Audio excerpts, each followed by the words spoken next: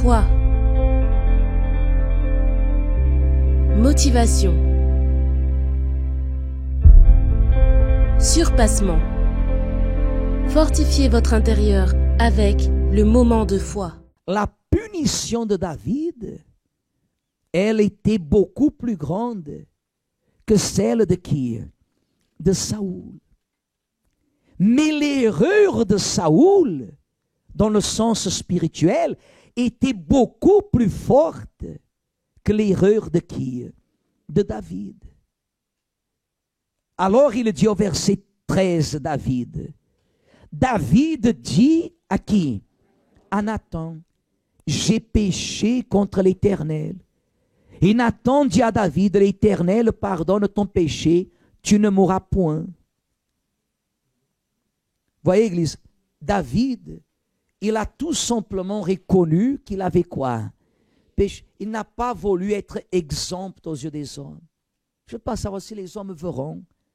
Quand la punition elle est venue, David, il a laissé bien clair qu'il ne voulait pas que le peuple souffre à cause de quoi? De son erreur, de son péché. Parce qu'il a consciemment, il n'a pas eu de remords, il a eu la repentance. David, il était connu et reconnu. Il avait le succès, la renommée. Mais il a compris qu'il avait péché. Il ne voulait pas que son péché soit caché. Il voulait que tout le monde sache, pour qu'il ne vienne pas à commettre la même erreur.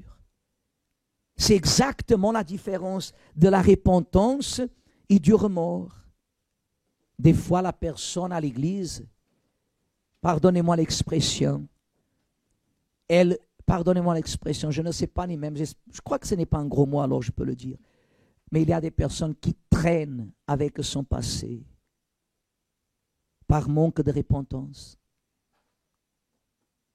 Parce qu'à ses yeux, elle n'a pas commis des péchés, elle n'a pas prostitué, elle n'a pas adultéré, mais elle ne voit pas que sa façon d'être, sa façon de regarder la vie.